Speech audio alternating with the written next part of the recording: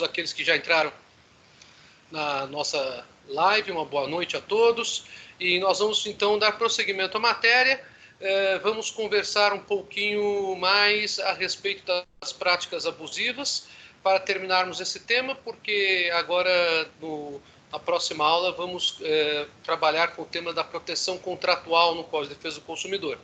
Nós conversamos até aqui sobre a ideia de prática abusiva como conduta de fornecimento de produtos e serviços, porém uma conduta de fornecimento de produtos e serviços que, por alguma forma, acaba constituindo uma violação ao princípio da boa-fé objetiva. Que a expressão prática abusiva é uma expressão que tem relação e raiz histórica com o Instituto do Abuso e Direito, por isso o nome prática abusiva. Então, embora seja em princípio lícita a atividade de fornecimento de produtos e serviços, fornecedores de produtos e serviços devem se pautar por uma série de leis e de normas também de ordem administrativa no exercício de sua atividade profissional no mercado de consumo. E essas práticas, quando há o exercício imoderado da atividade de fornecimento de produtos e serviços, e como que isso é feito, se caracterizaria uma prática com abuso de direito.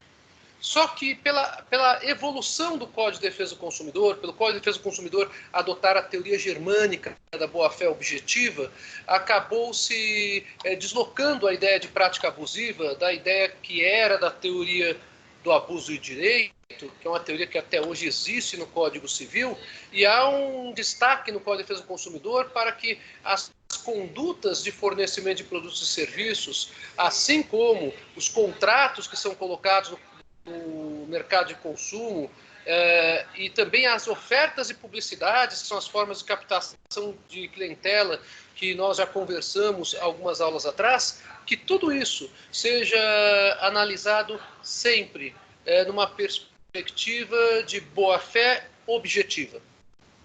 Isso significa que, na verdade, o fornecedor de produtos e serviços deverá fornecer produtos e serviços desde o momento em que os oferece para o consumidor até mesmo na entrega do produto ou do serviço, ou ainda na pós-venda do produto ou do serviço, numa perspectiva de olhar o outro, numa perspectiva de atender os interesses do outro, sempre dentro de uma ideia de harmonização das relações de consumo. Um outro princípio que o Código de Defesa do Consumidor estabelece, aliás, no mesmo artigo e no mesmo inciso em que trata do princípio da boa-fé objetiva, que é o artigo 4º, inciso 3º do Código de Defesa do Consumidor. Bom, isso dito, ficou esclarecido na aula passada que há vários casos que o artigo 39 dispõe como de prática abusiva, porém casos que estão dispostos num rol meramente exemplificativo.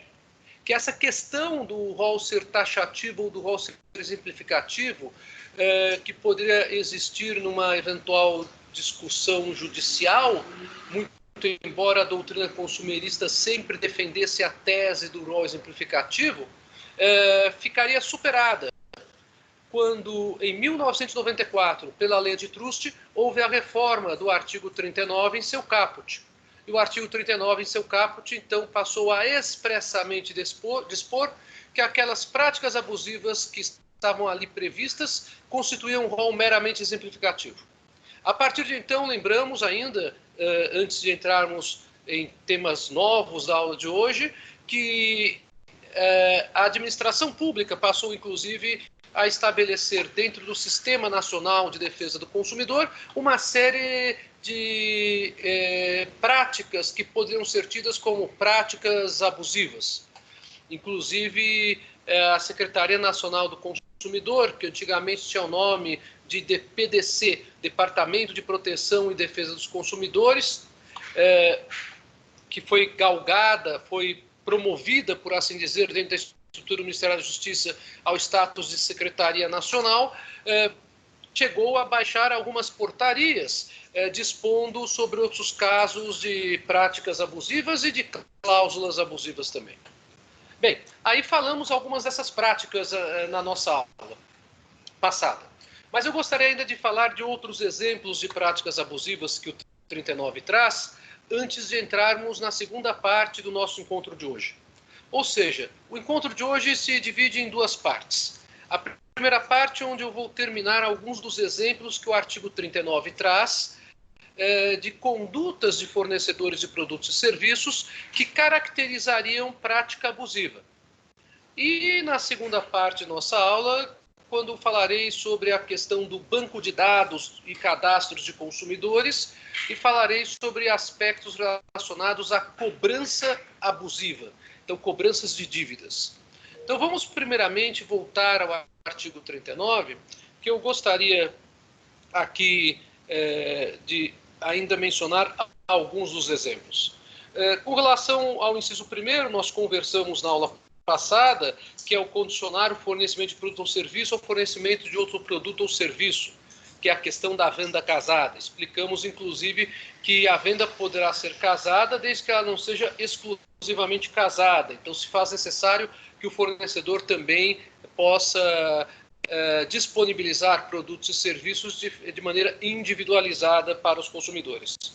O segundo exemplo que conversamos foi do envio das chamadas amostras, isto é, produtos e serviços são enviados para o consumidor sem que ele peça previamente isso. E quais são os efeitos disso? Discutimos um pouco sobre isso também na aula passada. Isso está no inciso 3º. Falamos do inciso 4º, da prevalência da fraqueza ou ignorância do consumidor, a questão do consumidor hipervulnerável. Salientamos aqui a situação dos idosos, a situação da criança e do adolescente, né? E falamos também da situação do consumidor que não tem o mínimo conhecimento ou contato anterior com aquele produto ou serviço que lhe está sendo oferecido. Então vamos seguir agora com outras hipóteses. Eu gostaria de avançar um pouquinho, depois eu vou voltar, porque aí fica mais fácil até por questões didáticas, no artigo 39 mesmo, falando com relação ao inciso 13.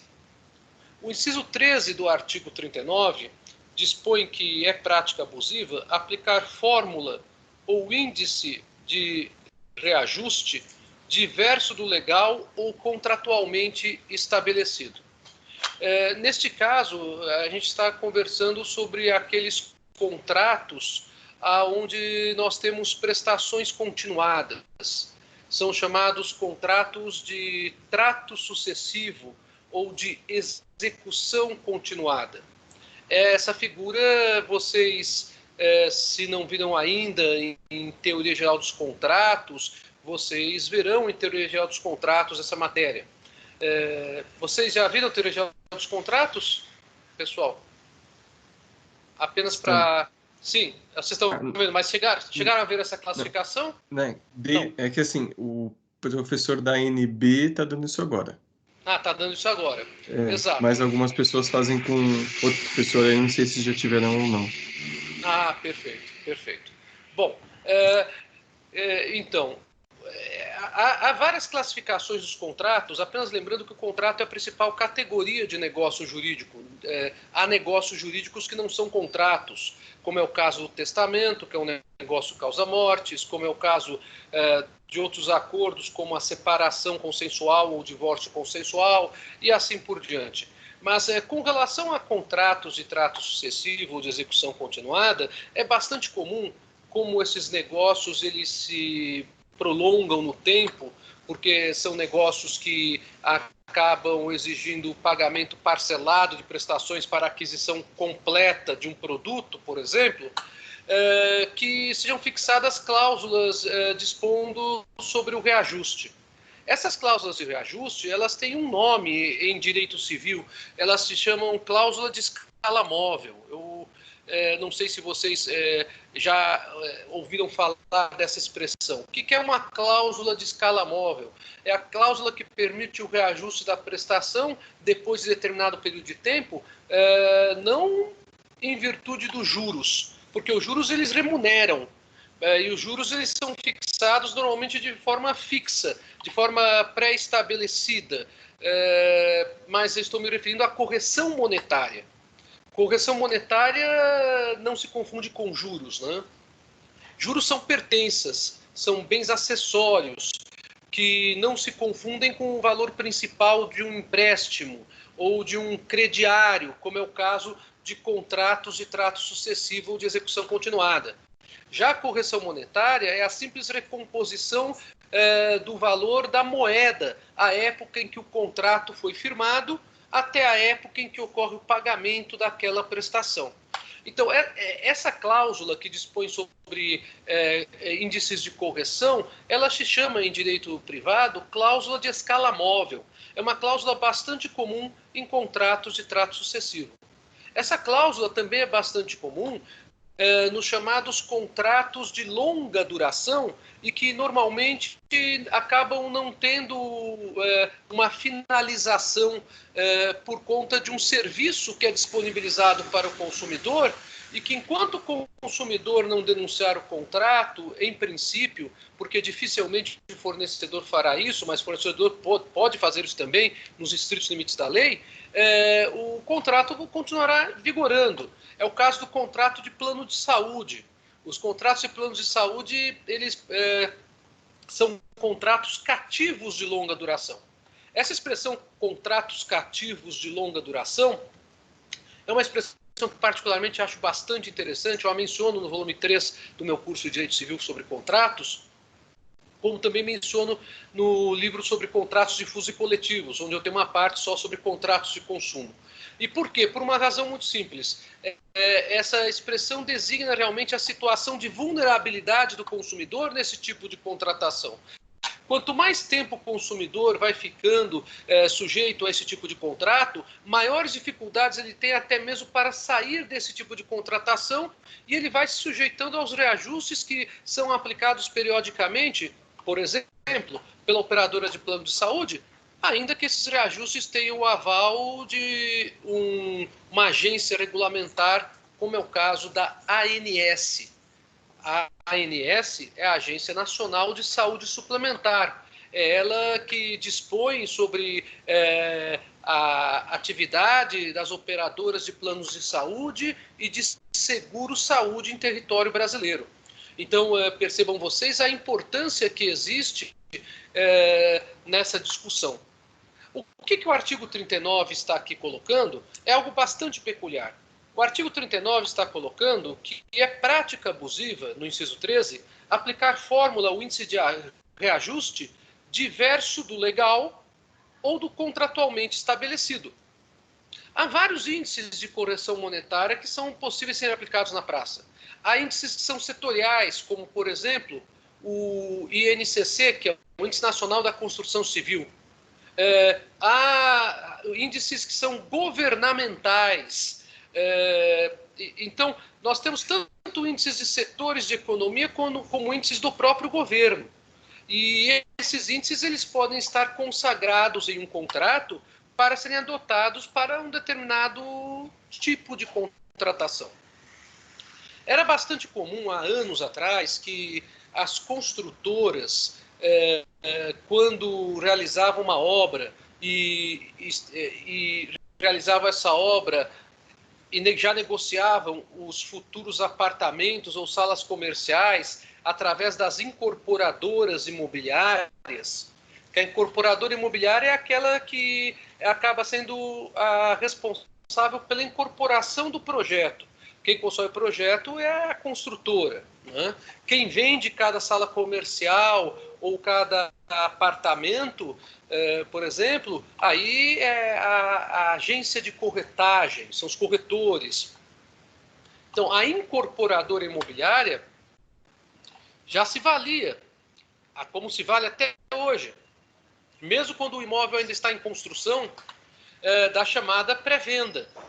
E era bastante comum nos contratos de compromisso de compra e venda, de sala comercial ou de apartamento, uma cláusula contratual que fixava o índice plurimo, ou seja, fixava mais de um índice de correção.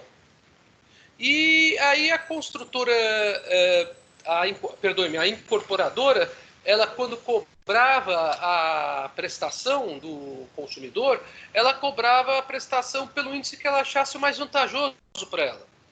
Havia até casos em que eram cobrados índices que sequer estavam previamente pactuados no compromisso de compra e venda. O que é uma coisa totalmente absurda e é algo que é nulo até mesmo num contrato que não é de consumo, como um contrato civil. Vejam só que absurdo. Então, as cláusulas de escala móvel, que são as cláusulas que fixam o reajuste de prestações, elas têm que ter, obviamente, índices pré-estabelecidos, ainda que o comum acordo entre as partes seja aquele comum acordo por força de um contrato de adesão, que não é tão comum acordo assim, como vocês já sabem. No contrato de adesão, a pessoa simplesmente se limita a aderir aos termos do contrato. Ela não negocia o conteúdo do contrato, que já é pré-estabelecido. Então, nesse tipo de situação, não se pode fixar um índice que seja contrário à legislação, é óbvio. E o que o Código se preocupa aqui no 39, que ele vai repetir depois no artigo 51, que nós vamos ver quando falarmos de cláusulas abusivas, é algo que é até pior. É o fornecedor querer cobrar um índice que sequer foi combinado, que sequer foi pré-ajustado no contrato, que sequer consta daquele contrato de adesão. Vejam que absurdo. E, infelizmente, há fornecedores de produtos e serviços que se veem no direito de aplicar correções monetárias que não estão previstas em contrato ou em lei em determinadas situações quando o contrato tem longa duração. Então, esse tipo de prática é considerado também um tipo de prática que viola a boa-fé objetiva e é por isso que o artigo 39, no inciso 13, faz essa disposição. Bom, essa hipótese me pareceu bastante importante porque ela se relaciona bastante com a do inciso 10 do artigo 39. Vamos então trabalhar com uma outra hipótese de prática abusiva, que se encontra no artigo 39, inciso 10. Elevar sem justa causa o preço de produtos e serviços. Preços de produtos e serviços, eles podem ser elevados de duas maneiras, se nós analisarmos uma situação de fornecimento de produtos ou serviços. Pela simples questão do custo final ao consumidor, porque é necessário que haja um repasse desse custo por fornecedores para que eles possam manter aquela margem de lucro que lhes garante a sobrevivência da atividade empresarial. Ou ainda porque há contrato prevendo essa elevação de preço futura. Essa é uma hipótese um pouco mais complicada, mas é uma hipótese também possível. Bem, se vocês forem no supermercado, vocês verão que em determinadas épocas do ano, essa elevação de preços é bastante significativa e comum. E isso vai muito da lei da oferta e da procura. Vamos dar um exemplo muito simples. Esse ano nós tivemos uma Páscoa que foi desastrosa para as empresas que trabalham com chocolates, por conta da pandemia. Então nós não tivemos uma venda de ovos de Páscoa como tivemos nos anos anteriores. Imagine agora o Natal passado. O que acontece sempre na iminência do Natal, na iminência da Páscoa? Quando são colocados os ovos de Páscoa, na Páscoa, o panetone, ou chocotone, nas vésperas do Natal, ou o peru, que é algo bastante comum na mesa dos brasileiros nessa época, há uma elevação de preços que não se pode reputar de imediato abusiva, por conta da ideia da oferta e da procura. Não existe congelamento de preços no mercado brasileiro. Houve uma época, na época em que o presidente da República foi o José Sarney, logo no início da nova República, que numa tentativa de controlar a inflação, que era extremamente elevada em nosso país, José Sarney chegou a deixar a presidência da República com um índice mensal de inflação de aproximadamente 82% ao mês. Vejam só a loucura que era a inflação no Brasil.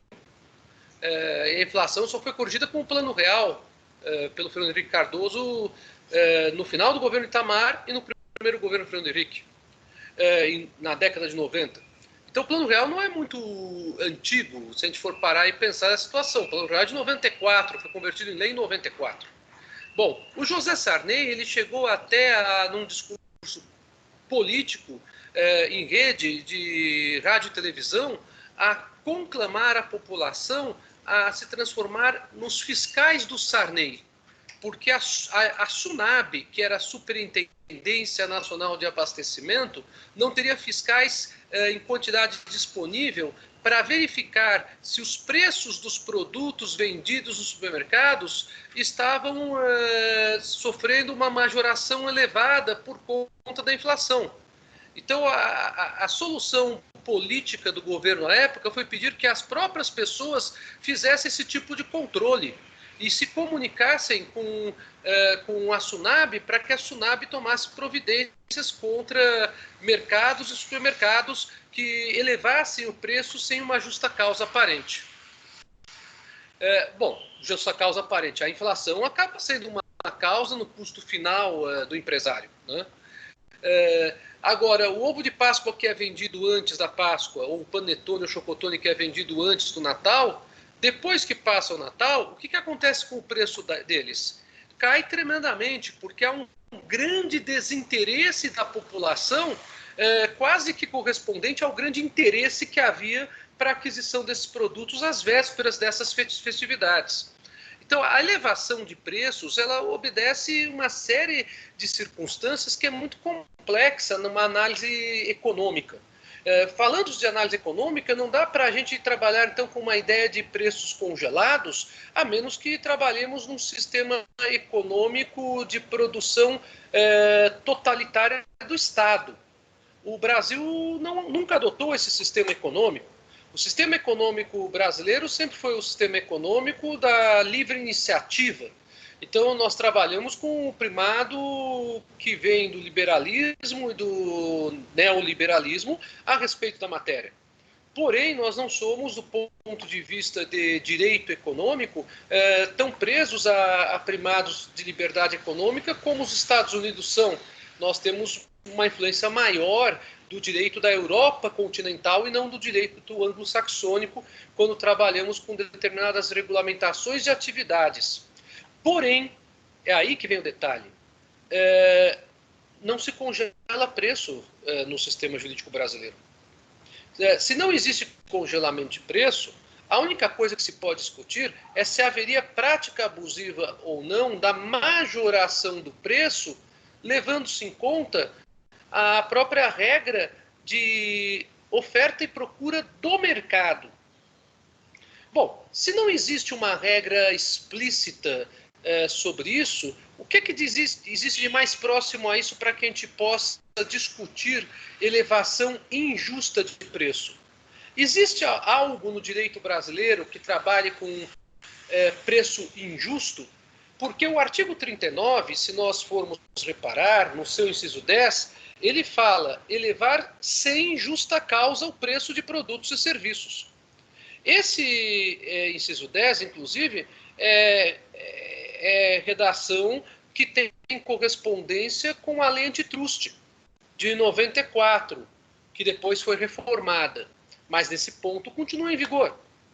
Bom, então, para que nós possamos discutir se há prática abusiva ou não na fixação do preço, nós temos que discutir, em primeiro lugar, o que é preço justo e o que é preço injusto, já que o artigo 39 do Código de Defesa do Consumidor fala que elevar sem justa causa o preço é prática abusiva. Ou seja, se houver prática de preço injusto, haverá prática abusiva. Bom, existe uma lei de natureza criminal que trabalha com uma ideia do que é preço justo e do que é preço injusto. Esta lei é conhecida como Lei dos Crimes de Usura. Esta lei é de 1951 e está até hoje em vigor. E ela trabalha com os crimes de usura. O que é usura? Usura é a cobrança de um sobrepreço que seria ilícito, que é calculada a partir de um bem que não é dinheiro ou a partir de um bem que é dinheiro. Se for calculada a partir de um bem que não é dinheiro e se houver usura, esta lei fala que haverá usura real. É usura sobre a coisa. Se for uma usura praticada em cima de dinheiro, aí nós estaremos diante da figura da agiotagem, que vocês certamente já ouviram falar. Só que há dois tipos de agiotagem. A agiotagem lícita, que é aquela que é amparada pela lei, e a agiotagem ilícita. Nem todo agiota, então, não tem amparo legal. As instituições financeiras, quando fazem empréstimos para o consumidor, elas agem como agiotas, porque elas ganham a remuneração em cima do empréstimo. E essa remuneração em direito tem o nome de juros remuneratórios. É o nome que se dá a isso, juros remuneratórios. Mas quando se ultrapassa um limite que seria considerado, portanto, legal, nós estamos diante dos chamados juros de agiotagem ilícita. Usura é agiotagem ilícita. Essa lei de 1951, ela contempla tanto os crimes de usura real, como os crimes de usura pecuniária. Então, usura real, quando eu dou um preço a um bem que é muito maior do que aquele bem vale. E usura pecuniária, quando eu faço isso com os juros remuneratórios que eu fixo para obter lucratividade sobre um valor que eu empresto. Bom, a questão toda é a seguinte. Muito embora nós não tenhamos uma regra clara no direito brasileiro sobre o que seria preço justo e preço injusto, nesta lei, que é a dos crimes contra a usura, há uma disposição sobre o que seria usura real bastante interessante para discutirmos esse artigo 39, inciso 10 do Código de Defesa do Consumidor.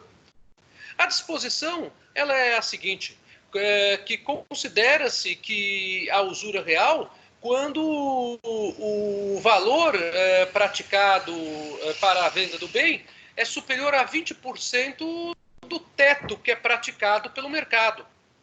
Então, se eu tiver alguém no mercado que acabe ofertando um produto ou um serviço equivalente, é óbvio, porque a gente também tem que levar em consideração a diferença de categoria de produtos e de serviços. Há produtos e serviços que são de melhor qualidade, há produtos e serviços que são de qualidade média, e há produtos e serviços que são de baixa qualidade, que aí é um outro problema também para a fixação de preço e muito grande. Se nós tivermos alguém que pratique um valor de oferta de um produto ou serviço em mais de 20% ao teto daquilo que é praticado no mercado, eu tenho, obviamente, em tese, uma pessoa que comete usura. E aí eu teria a hipótese do artigo 39 do Código de Defesa do Consumidor. Então, nesta hipótese do 39 do Código de Defesa do Consumidor, haveria condições do consumidor conseguir complicar a vida daquele fornecedor, ou de alguma instituição de defesa do consumidor que tem legitimidade para propor uma medida extrajudicial ou judicial, de também investigar o caso. Justifica-se, por exemplo, a investigação feita pela Promotoria de Justiça do Consumidor ou pela Procuradoria da República com atribuições para tratar sobre questões de relações de consumo nesta prática.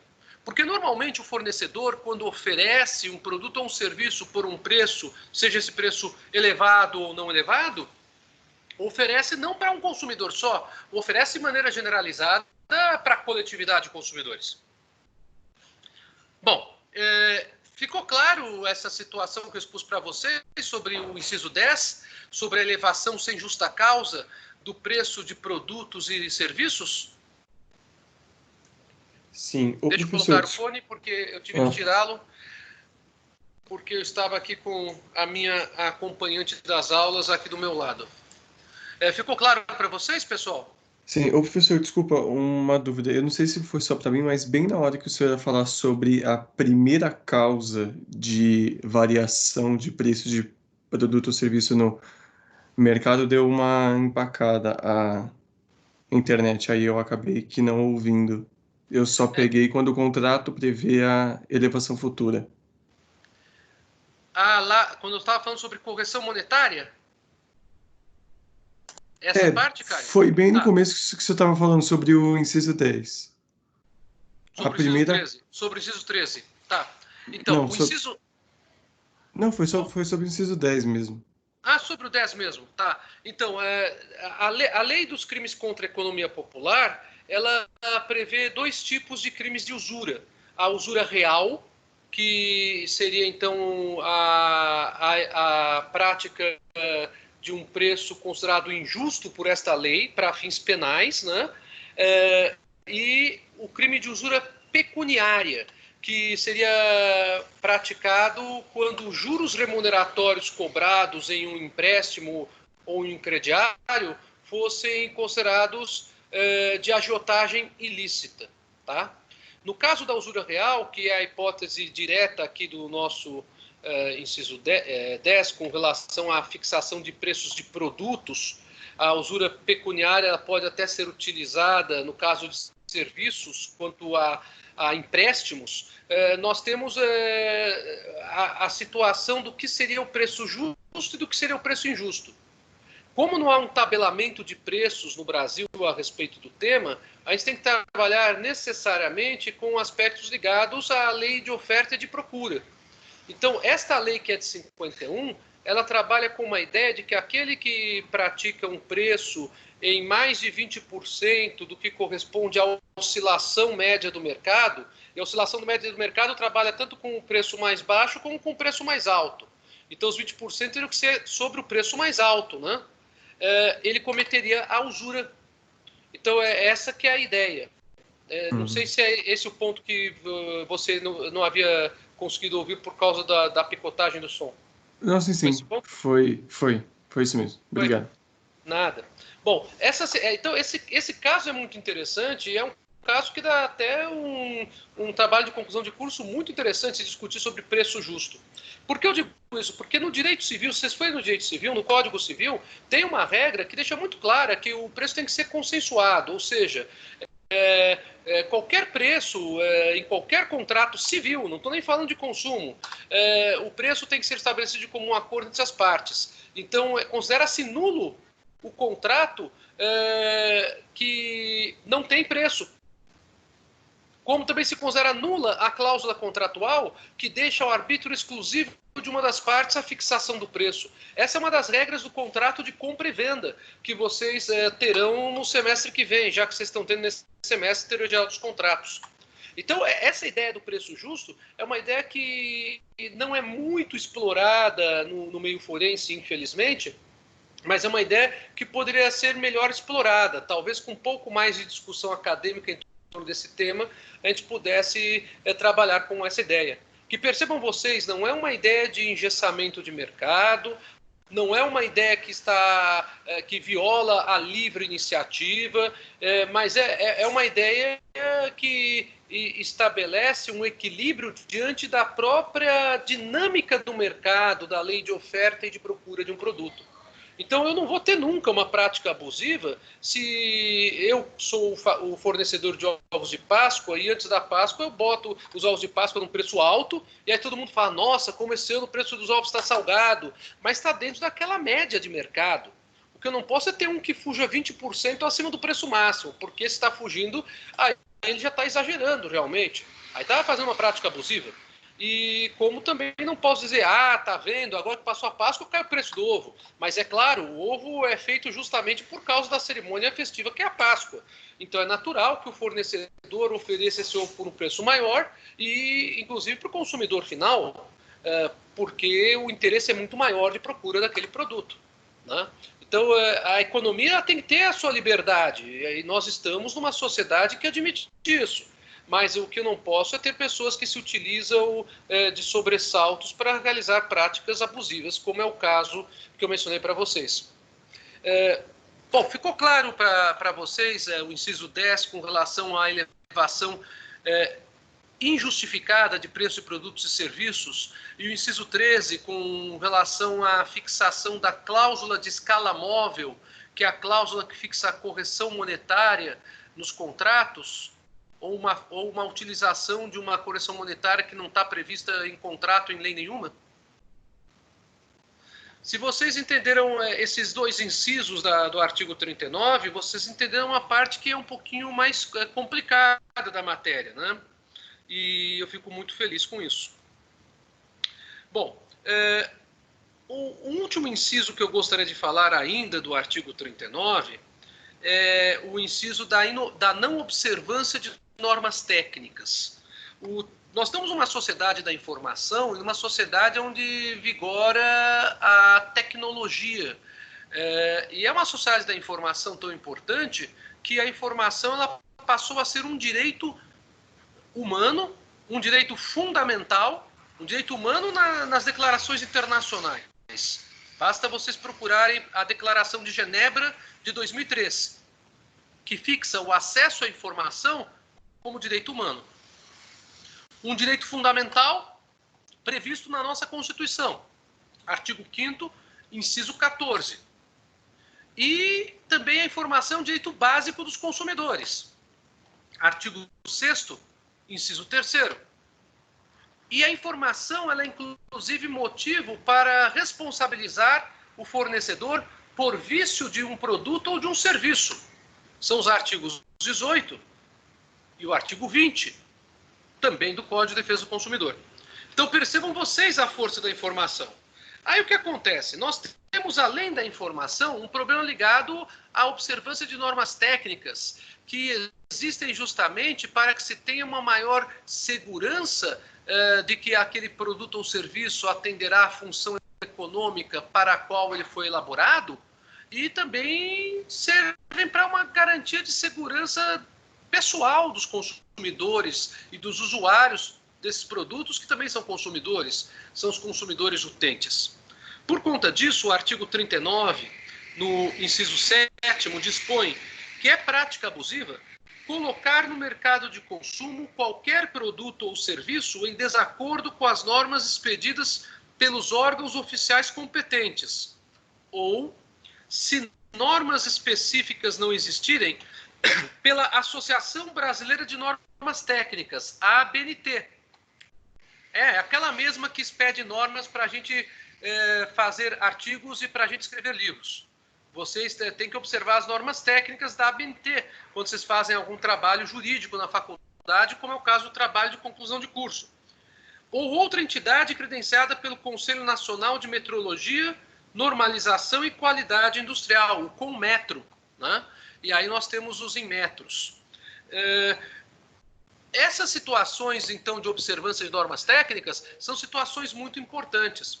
E não pensem vocês que essas normas técnicas não são discutidas com as empresas de cada setor da economia.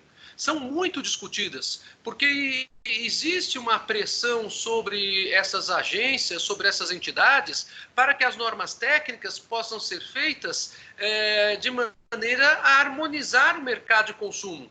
Mas é óbvio que cada setor da economia tem um interesse de que a redação de uma determinada norma técnica ou que a interpretação que se dá para uma determinada norma técnica seja mais favorável para um ou para outro lado. Isso é bastante comum, tá? Mas é importante sabermos que é prática abusiva a não observância pelo fornecedor quando disponibiliza os produtos ou serviços no mercado de consumo das normas técnicas, daquelas normas técnicas que estão previstas por lei, que são fixadas por agências reguladoras, ou ainda, quando não há normas técnicas fixadas por lei ou por agências reguladoras, normas técnicas fixadas pela ABNT ou pelo CONMETRO. E o CONMETRO tem no seu guarda-chuva vários Inmetros, certo? O Inmetro. Bom, essas eram as principais observações do artigo 39 do Código de Defesa do Consumidor. É um artigo extremamente vasto, dá para explorar muita coisa dele. Mas eu gostaria de saber de vocês se deu para acompanhar essa parte da matéria de hoje. Vocês puderam perceber que eu dei um pouquinho mais de destaque a determinados incisos. Eu acabei não analisando todos os do 39, porque senão a gente não tem tempo de concluir o curso até o final do semestre. E porque para a graduação a gente vai até um determinado nível de posicionamento do curso. Alguma pergunta mais sobre o 39 do Código de Defesa do Consumidor ou eu posso seguir? Bom, então eu vou seguindo aqui. Eu gostaria de falar um pouquinho agora com vocês a respeito do banco de dados e cadastro de consumidores. A matéria ela se encontra no artigo 43 e no artigo 44 do Código de Defesa do Consumidor. Para falarmos sobre banco de dados, eu poderia me limitar a discutir os artigos da lei, mas certamente não haveria muito sentido vocês ficarem aqui numa aula comigo, pura e simplesmente aonde eu leio os artigos da lei. Para a gente entender a ideia de banco de dados, a gente tem que entender a ideia da sociedade da informação, né? Nós vivemos um período de sociedade pós-industrial que tem o seu início, segundo os autores da sociologia, da economia e da política, logo depois do final da Segunda Grande Guerra. Porque todos os esforços financeiros dos estados que entraram no embate da Segunda Guerra Mundial foram dedicados à tecnologia, para que a tecnologia os auxiliasse para que eles se tornassem vitoriosos nos combates. Então é bastante comum que no período de guerras nós tenhamos uma destinação, e a história demonstra isso, tanto na Primeira Guerra Mundial quanto na Segunda Guerra Mundial, de investimentos maiores no campo da tecnologia pelos estados beligerantes. E esses investimentos maiores no campo da tecnologia não podiam ser desperdiçados quando a guerra se encerrou. Pelo contrário, eles deveriam ser revertidos para a sociedade de maneira geral, mas de acordo com projetos econômicos que viriam a ser formatados nos anos seguintes. Nós tivemos já no final da década de 40 altíssimos investimentos para que várias nações que foram reduzidas a pó na Segunda Guerra Mundial se reerguessem, mas já se reerguessem com esse conceito de busca de avanço de tecnologia. Assim, o Fundo Monetário Internacional, aquele FMI que foi tão criticado pelos brasileiros durante muitos anos, ele foi constituído àquela época do pós-Segunda Guerra para trabalhar com aportes e investimentos muito grandes àquelas nações que tiveram altíssimo prejuízo econômico com a guerra. Os vencedores da guerra, Estados Unidos, a extinta União Soviética, foram os que mais doaram para esse Fundo Monetário Internacional para que ele pudesse constituir um fundo, como o nome está dizendo, e dedicasse esse fundo para a reconstrução de Inglaterra, França, Alemanha e Japão, que foram os principais países arrasados com a guerra, mas não foram os únicos, como nós sabemos. Por que eu estou falando isso? Porque num desses países, no Japão, os Estados Unidos eles não exerceram apenas esse aporte financeiro, juntamente com a União Soviética, mas os Estados Unidos passaram a controlar o Japão logo depois do lançamento das bombas atômicas e da rendição do imperador, do Hirohito. Bom, eu estou falando isso para vocês porque o Japão serviu durante o final da década 40 e toda a década 50 como um laboratório de experimentos tecnológicos. Um laboratório bastante salutar nos seus resultados. E os Estados Unidos e a União Soviética, a partir dos avanços de tecnologia próprios que eles tiveram na Segunda Guerra Mundial, eles passaram a iniciar uma Guerra Fria de concorrência pela tecnologia. E essa Guerra Fria teve o seu clímax com a guerra espacial, né, com a corrida espacial. Tudo isso contribuiu para que nós tivéssemos uma sociedade pós-industrial com uma outra ideia, que é a ideia da sociedade da informação. Por que a expressão sociedade da informação acabou sendo uma expressão mais utilizada por mim aqui, agora nesses pouquíssimos minutos que resumi muito sinteticamente para vocês, para entrar no tema agora do banco de dados? Porque a sociedade da informação, ela trabalha com uma compressão de dados gigantesca através da matemática da informação. E essa compressão de dados gigantesca é que faz com que todas as línguas possam se entender através da matemática e da universalização dessas codificações e decodificações gigantescas de dados. Se, por um lado, essas codificações e essas decodificações gigantescas de dados exigiam antigamente computadores enormes que ocupavam espaços físicos gigantescos em prédios, hoje em dia essa compressão gigantesca de dados é encontrada em coisas simples como esta que eu tenho aqui na minha mão, que é o que vocês têm na mão de vocês. Na verdade, isso decorre do quê? De uma compressão de dados por uma codificação da linguagem falada ou escrita, que é reduzida a vários conjuntos de códigos binários que constituem uma programação algorítmica e que fazem com que nós tenhamos todas as informações que queremos em aparelhos pequenos como estes. Claro, cada aparelho tem a sua capacidade, isso é uma outra história. Mas por que eu estou falando isso? Porque a ideia de banco de dados é esta. Quando se fala em banco de dados, se fala justamente num arquivo.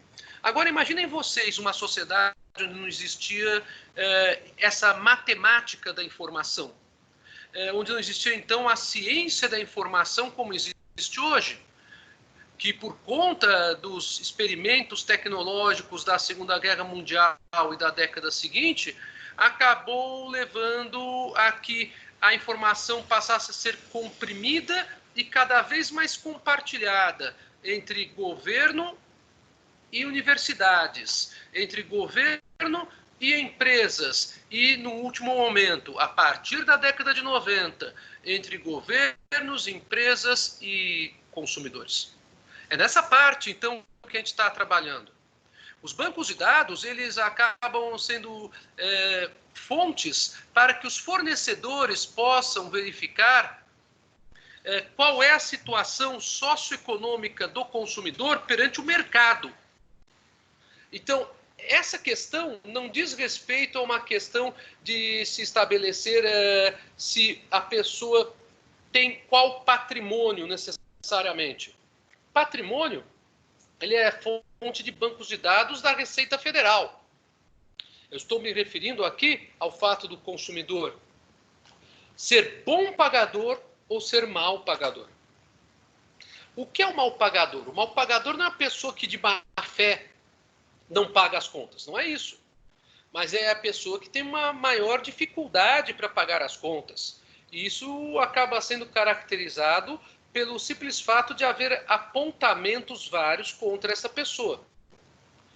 Quem faz esses apontamentos? São os fornecedores de produtos e serviços que têm parcerias contratuais com os órgãos de proteção ao crédito, com o serviço de proteção ao crédito, para que possam fazer apontamentos negativos. Num primeiro momento, então, o banco de dados surge na sociedade da informação, aonde estão os consumidores e onde estão os fornecedores nos dias de hoje, como um banco de dados para apontar cadastros negativos de consumidores. O cadastro negativo de consumidor, ele é feito justamente pela inserção dos dados que o fornecedor de produtos e serviços tem com relação àquele consumidor, junto a um desses bancos de dados. E essa inserção deve ser feita de forma correta, de forma adequada, se indicando qual prestação, qual valor não teria sido pago, quanto que é. Então, precisaria ter a data do apontamento que é feita, a data da prestação vencida e não paga e os dados básicos de consumidor. Por que esses dados são indispensáveis? Porque o consumidor ele tem que ser notificado do lançamento desses dados em cadastro. Para qual fim que existe esse cadastro? Esse cadastro tem por finalidade acautelar o mercado de que aquele consumidor está com dificuldades financeiras e talvez não seja muito interessante, então, se abrir uma determinada linha de crédito para esse consumidor perante um outro fornecedor. Então, a ideia do banco de dados e dos cadastros de consumidores é uma ideia, em princípio, protetiva do mercado. E essa ideia tem como seu ponto de partida o chamado cadastro negativo de consumidores. Bom, aí vamos para a lei. O que a lei fala a respeito dos bancos de dados? Artigo 43, caput. O consumidor, sem prejuízo do disposto no artigo 86, terá acesso às informações existentes em cadastros, fichas, registros e dados pessoais e de consumo arquivados sobre ele, bem como as suas respectivas fontes. Então, esse direito de acesso que o consumidor tem é o direito à informação, o acesso à informação, como direito humano, que eu falei para vocês da Declaração de Genebra de 2003, como direito fundamental do artigo 5º, inciso 14 da nossa Constituição, como direito básico do artigo 6º, inciso 3º do Código de Defesa do Consumidor. Vamos ver o que fala o 86 a respeito, já que o 43 faz menção direta ao artigo 86. O artigo 86 do Código, ele trabalha com a parte já processual. Ele foi vetado pelo legislador. Olha aqui. Daqui não vai dar para vocês lerem, né? Esse que é o problema aqui, vamos ver. Dá para vocês lerem? Acho difícil. Mas ele foi vetado pelo legislador. O que esse artigo 86 trabalhava? Trabalhava com uma ideia de uma ação combinatória que o consumidor teria para obter as informações. A questão é muito simples. Ainda que o artigo 86 tenha sido vetado, à época, a ideia de ação judicial para que o consumidor possa ter o direito à informação, ela existe. Ela já existe do ponto de vista de direito fundamental, quando há possibilidade, perante órgãos públicos, nos termos do artigo 5º da Constituição, uma pessoa, qualquer pessoa que seja, impetrar o habeas data para a obtenção dos dados que existem a seu respeito perante os órgãos públicos. Nós temos, inclusive, uma lei que trabalha especificamente com a informação junto a órgãos públicos, que é a conhecida como a Lei de Acesso à Informação, que é uma lei de 2010, bastante importante para o estudo da sociedade da informação no direito público. Bom, por que estou falando tudo isso para vocês?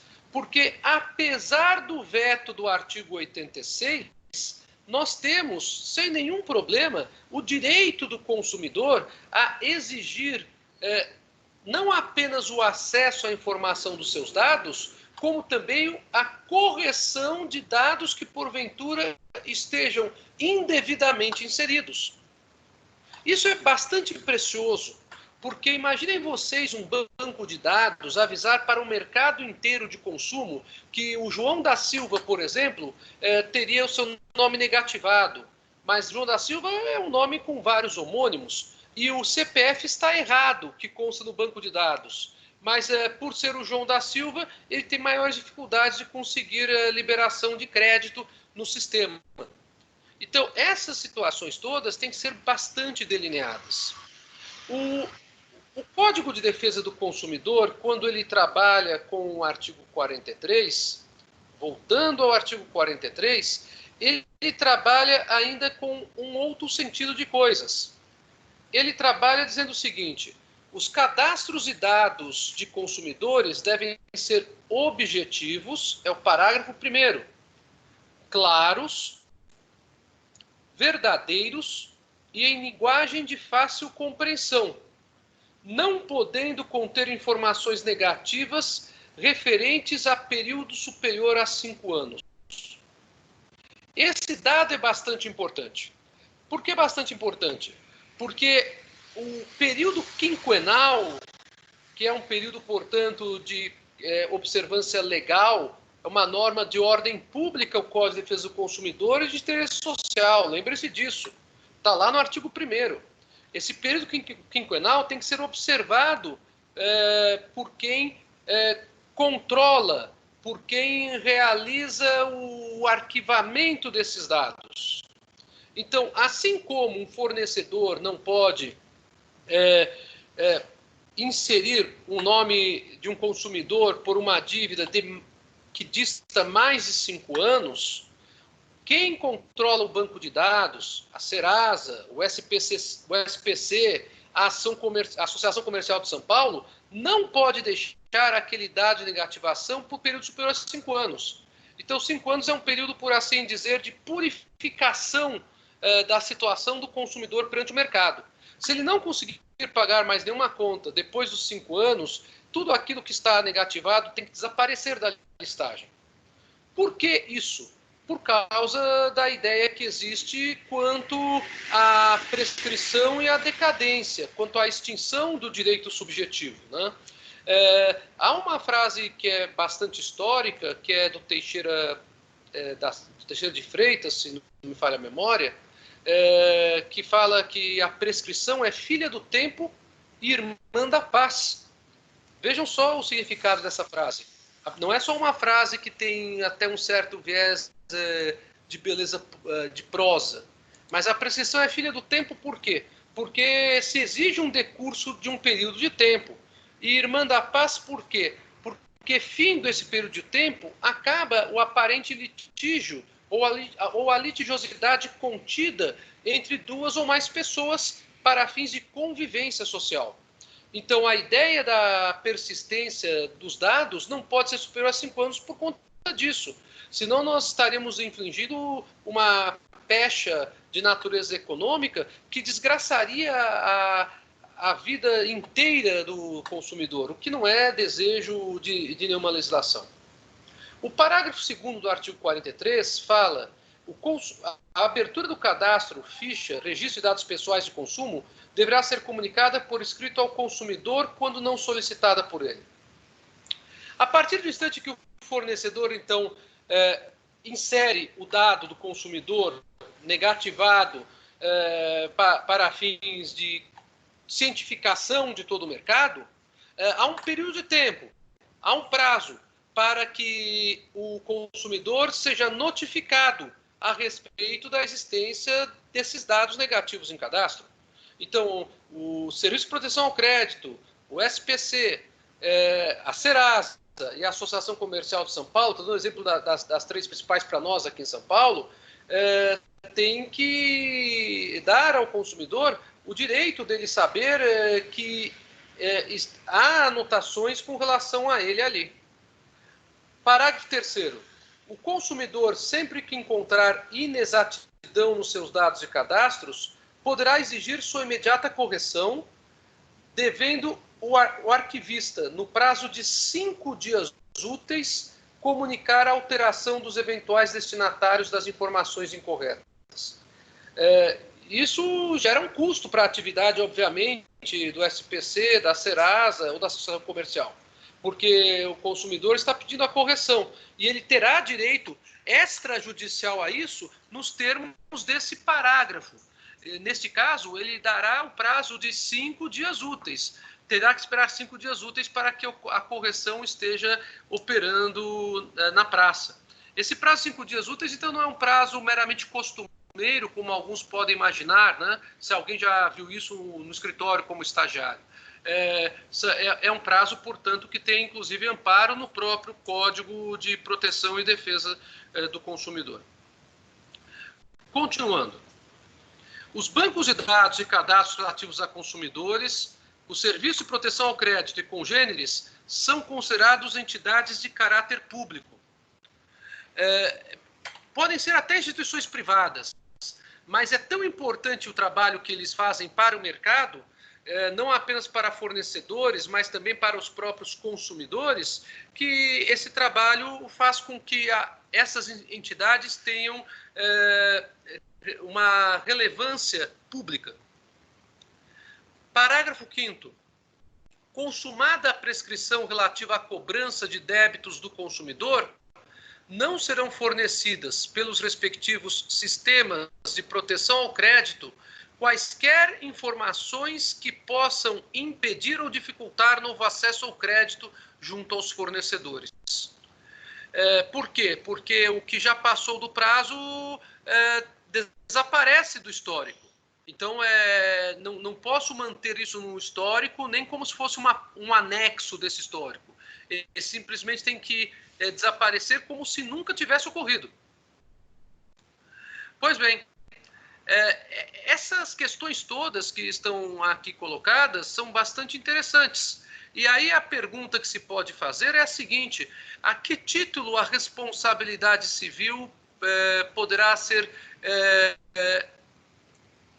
colocada pelo consumidor contra uma dessas entidades? Aplicam-se a este artigo, está lá no artigo 44, aplicam-se esse artigo no que couber as mesmas regras enunciadas no artigo anterior e no parágrafo único do artigo 22 do Código de Defesa do Consumidor. Vamos ver o que fala o 22? O artigo 22 do Código. Este, vocês viram no semestre passado. É o artigo que trabalha com a responsabilidade civil por vício de informação do serviço público. Lembram? Eu falei há pouco que essas entidades, elas são equiparadas pelo seu caráter público. Tanto, então, os órgãos públicos de defesa do consumidor quanto elas prestam um serviço de relevância pública. Bom, o que é que fala o 22? Os órgãos públicos, por si ou suas empresas, concessionárias, permissionárias ou sob qualquer outra forma de empreendimento, são obrigados a fornecer serviços adequados, eficientes, seguros e, quanto aos essenciais, contínuos. Parágrafo único. Nos casos de descumprimento, olha aqui a solução que o Código oferece em favor do consumidor. Nos casos de descumprimento, então não se atendeu aos prazos do cadastro negativo, total ou parcial das obrigações referidas nesse artigo, serão as pessoas jurídicas compelidas a cumpri-las e a reparar os danos causados nas formas previstas neste Código. Então, assim, a responsabilidade civil possível dos órgãos de proteção ao crédito. E para terminar, porque já são 8h25, eu sei que vocês terão aula a seguir, acho que é de processo civil, né? Eu só quero fazer uma última menção ao chamado cadastro positivo dos consumidores. Com o passar dos anos, passou-se a fazer uma medição de mercado, não apenas com relação aos consumidores e sua negativação de dados, pelo inadimplemento de pagamento, mas também começou-se a discutir a possibilidade de se pontuar consumidores a partir da quantidade de compras feitas a prazo ou de financiamentos realizados em que as prestações fossem honradas. Portanto, a lógica inversa. É a lógica, então, de se buscar verificar se o histórico do consumidor, pela pontualidade nas obrigações e pelo cumprimento dessas obrigações, acaba sendo um histórico que ele possa ser ranqueado de acordo com níveis de cumprimento de obrigação. Então, aí fala-se em cadastro positivo. O cadastro positivo ele não traz os dados que são os dados do inadimplemento. Ele apenas trabalha com dados de adimplemento. Essa que é a ideia do cadastro positivo. E para que o cadastro positivo serve? O cadastro positivo ele serve também por uma questão de verificação do grau de comprometimento histórico do consumidor para o cumprimento de obrigações que ele pretende assumir perante fornecedores. E essas obrigações, volto a repetir, são obrigações de trato sucessivo ou de execução continuada que são dispostas em contratos, como falamos na primeira parte da aula de hoje. Então, esse cadastro positivo, ele não tem como objetivo primeiro se trabalhar com negativados, mas sim se trabalhar com consumidores conforme o grau de comprometimento deles no cumprimento de obrigações. É muito criticada a ideia do cadastro positivo, mas apesar de ser muito criticada, é uma ideia que acabou ganhando corpo e que é considerada em nosso país, tanto por força de norma que trabalha com cadastro positivo, como também pelos critérios de ranqueamento que são utilizados hoje por empresas nacionais e transnacionais na análise de solicitações de créditos pelos consumidores.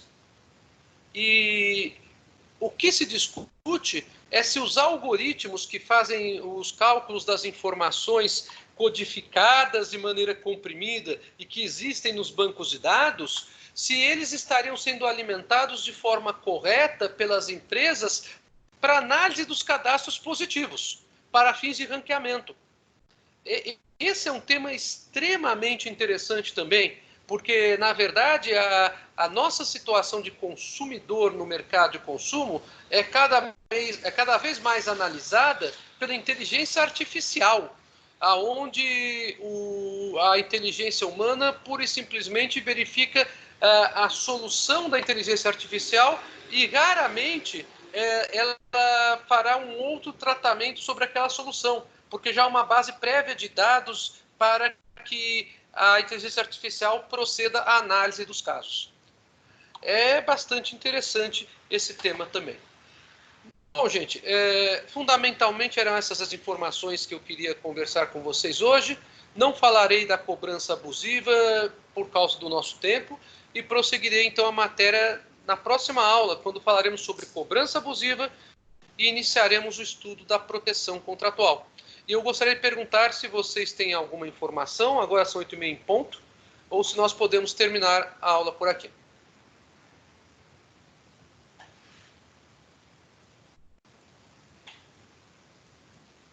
Bom. Professor? Oi, pois não. Ale. Tudo bem, Ale? Como é que você está? Tudo bem, e você? Tudo bem, graças a Deus. Se não me engano, semana que vem é feriado, Dia do Trabalho. Isso mesmo. A gente vai ter aula normalmente, só para confirmar. Não. Dia 1º de maio é feriado nacional e no programa da PUC não tem, no calendário da PUC não tem aula realmente nesse dia. Então nós só nos veremos novamente no dia 8. Dia de trabalho, todo mundo descansando. Tá bom, bem? muito obrigada. Nada. Pessoal, muito obrigado, gratidão aí a vocês. Espero que tenha sido bacana para vocês a aula de hoje. E eu vou ver se eu consigo também fazer o download dessa aula para postá-la no YouTube. Se não, eu sei que ela fica à disposição de vocês também aqui no Teams, né? Tá bom? Então, obrigado, pessoal. Olha, uma boa noite aí para vocês e um bom final de semana. Tchau, professor. Boa noite. Obrigado. Valeu, professor. Até mais. Boa noite, professor.